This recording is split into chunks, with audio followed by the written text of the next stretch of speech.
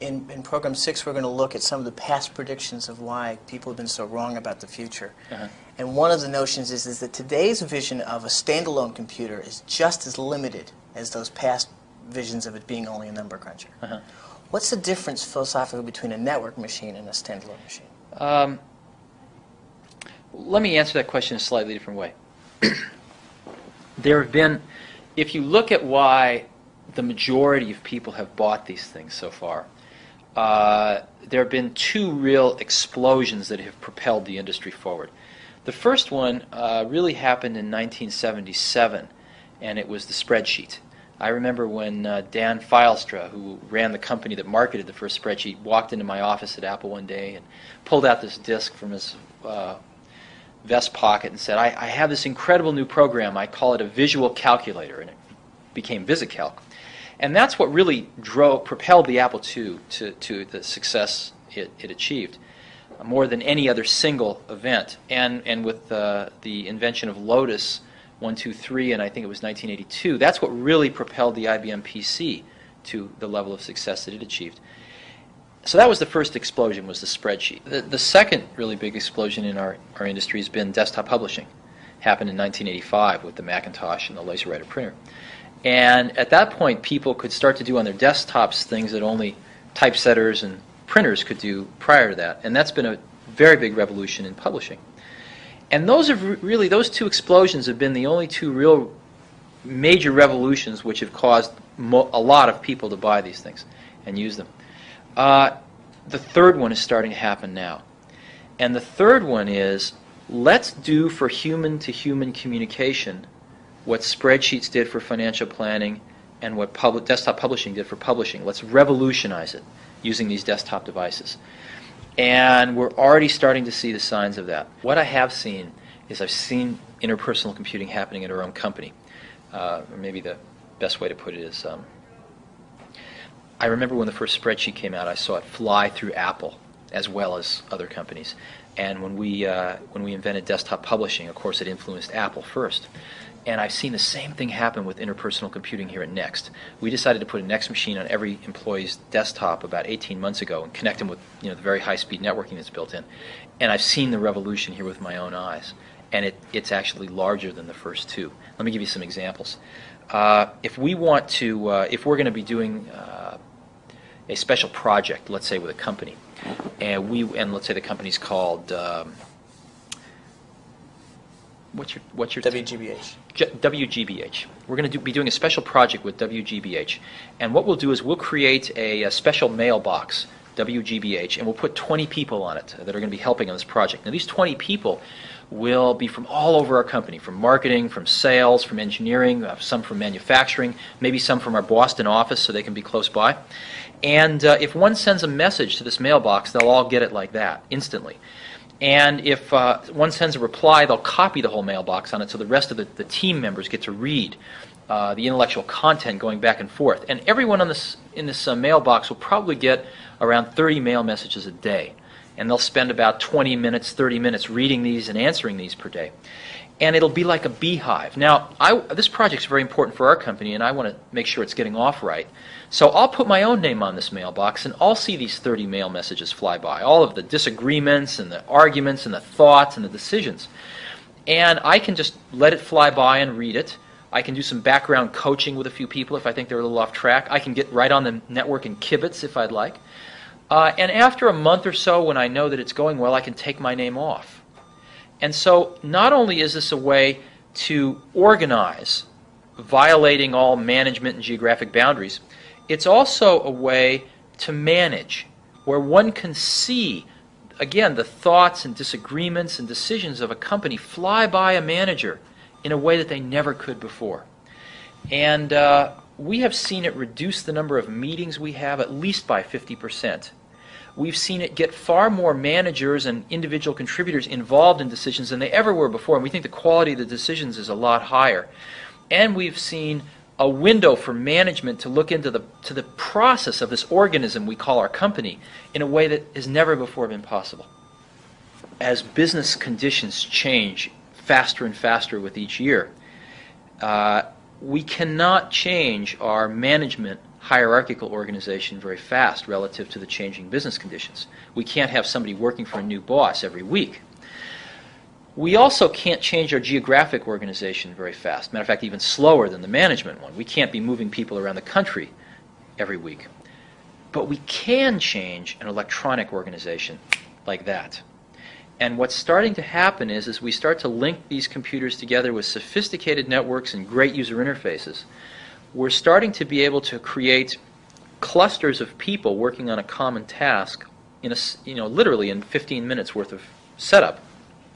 And these 15 people can work together extremely efficiently no matter where they are geographically and no matter who they work for hierarchically. And these organizations can live for as long as they're needed and then vanish. And we're finding we can reorganize our companies electronically very rapidly, and that's the only type of organization that can begin to keep pace with the changing business conditions. And I believe that this collaborative model has existed in higher education for a long time, but we're starting to see it applied into the commercial world as well. And this is going to be the third major revolution that these desktop computers provide, is revolutionizing human-to-human communication and group work. We call it interpersonal computing. In the 1980s, we did personal computing. And now we're going to extend that as we network these things to interpersonal computing. I actually think what an interesting paradox is, it is the network which is ultimately going to define and create the home computer market. Being a part of that network and not being able to stay away from it while you're at home will drive people to get computers in every house, just like we have a telephone in every house. But computers then won't be just computers. They'll be radios and stereos and TVs. No, I think they'll be just computers. Just like your phone isn't your television set. Just like your toaster isn't your radio. I think they'll be computers, and they'll have many of the capabilities of these other devices. Multimedia, the ability to integrate sound and video in with the computer, is absolutely coming. But a lot of people have mistaken it as the end rather than the means. We see multimedia as more of a means. In other words, people aren't going to buy a computer for multimedia. They're going to buy it for training, or they're going to buy it for interpersonal communication. And in that communication, in addition to text, they're going to want voice. They're going to want, potentially, I might want to send you a video clip. But the real market is to help us communicate better. Have everybody sign the cases. That was great. Why did you do that? Because the people that worked on it consider themselves, and I certainly consider them, artists. These are the people that under different circumstances would be painters and poets, but because of the time that we live in, this new medium has appeared in which to express oneself to one's fellow species, and that's a medium of computing. And so a lot of people that would have been artists and scientists have gone into this field to express their feeling, and so it seemed like the right thing to do. Balance between thinking and doing. I mean, one of the things in the semiconductors was you had risk takers. Mm-hmm. I mean, Bob Noyce, learns Absolutely. to hang glide at age 40. I mean, these people like laying their butts on the line. How important was that in the early days? I mean, we're going back to 75. Well, again, after seeing, my entire life's been spent only in one industry, which is this one. And but I've been in it now for about 15 years, and I've seen a lot of people make a lot of things. I've seen a lot of people fail a lot of things. And my point of view on this, or my observation, is that the doers are the major thinkers. The people that really create the things that change this industry are both the thinker-doer in one person. And if we really go back and we examine, did Leonardo have a guy off to the side that was thinking 5 years out in the future what he would paint or the technology he would use to paint it? Of course not. Leonardo was the artist, but he also mixed all his own paints. He also was a fairly good chemist, knew about pigments, knew about human anatomy, and combining all of those skills together, the art and the science, the thinking and the doing, was what resulted in the exceptional result.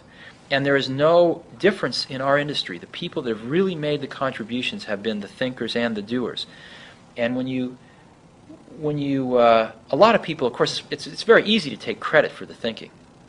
The doing is more concrete, but it's very easy for somebody to say, oh, I thought of this 3 years ago. But usually when you dig a little deeper, you find that the people that really did it were also the people that really worked through the hard intellectual problems as well. What's it going to take to make computers accessible to the rest of the public? I mean, I don't know what the statistics are, but 20 million people on computers? Or what's it going to take to get it to 100 million? Well, probably death is the best invention of life, because it means there's a constant turnover. And so if you want to make a change in our society, the best place to do it is in the educational system. So that there are now generations of people that have come out of school who computers are second nature to them. And the people in our society that at this point still have not embraced these things are getting older, and as that cycle, that wheel of birth and death turns, just like driving, people that don't drive are very rare, and another generation or two, people that don't use computers are be pretty rare. Going back, it's a harsh way of saying it, but that's the. It's very true. I mean, there is a line that says those people that don't adopt it will die off. Well, time passes. Yeah. Well, at the time we started Apple, Woz was working for Hewlett-Packard. I was working for Atari, actually for Nolan Bushnell, designing video games. And we went to Atari and showed them our early prototypes, and we went to HP. And we encouraged each company to hire the other one and let us do this for them. And we got turned down in both places, probably for good reasons. But we started a company because it was the only alternative left, not because we wanted to. When we started Apple, we were out to build computers for our friends. That was all. No idea of a company.